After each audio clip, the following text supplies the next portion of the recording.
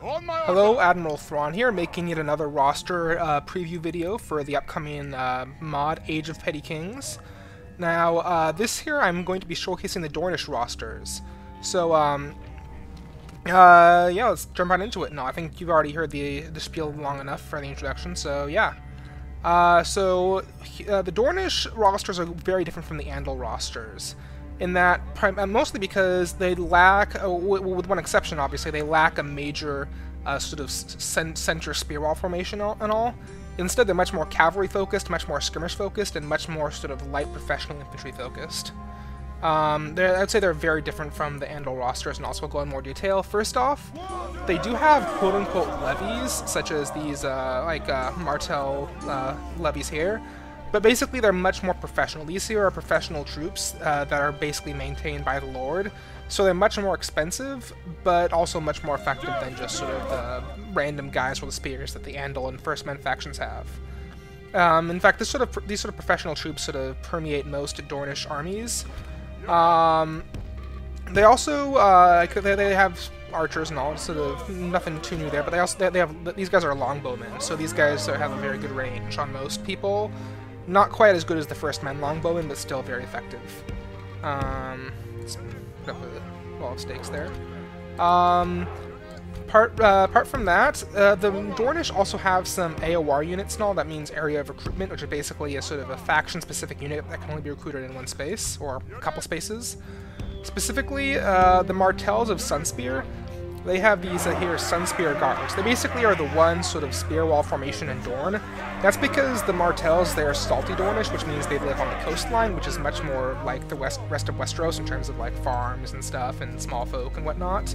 So they can actually maintain a sort of a phalanx type formation. But these guys here are actually technically mercenaries from Essos and all, who travel across the Stepstones to Dorne. That's the lore behind them.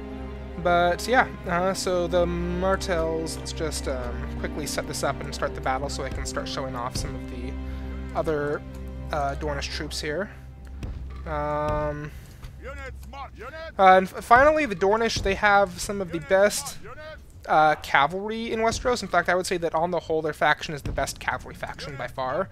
They don't have anything that can quite match the Andal Knights, but they do have knights of their own, as you can see here and all.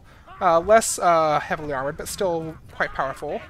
And then they also have lancers, which they don't have swords, but basically these are professional cavalry maintained by the lords. They aren't actually knights, but they're incredibly effective in terms of basically being like they're basically sort of uber outriders and all. They can actually stand up against knights, though not hugely effectively, but yeah. So they're very good. Yeah, let's just start the battle here so I can show off the Olar armies. Dorne is divided into three different kingdoms at this point. The Olars of Hellholt, who control the desert, the Martells, who control the coast, and the Ironwoods, who control the Dornish mountains. Oh, by the way, it's spelled Euronwood, it's pronounced Ironwood. Yeah. Anyways, so as for the Olars, they have basically the same roster, except they don't have the Sunspear Guards, obviously. They also are the one faction to have cavalry archers, which are really an effective skirmish unit and all. And basically, so if anybody else conquers the deserts, they can actually recruit cavalry archers as well. I'm probably going to make the regular archers less powerful and give the cavalry archers more abilities, because right now they do get slaughtered by regular archers. But yeah, so they have a lot of those options. So yeah, that's the Dornish rosters.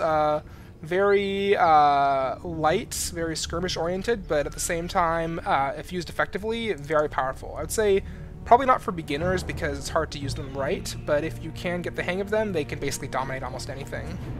So yeah, that's the Dornish rosters. The Ironborn rosters will be the final video. It should be up kind of soonish. There's a couple more units I want to make for them. But yeah, Admiral Thrawn signing off.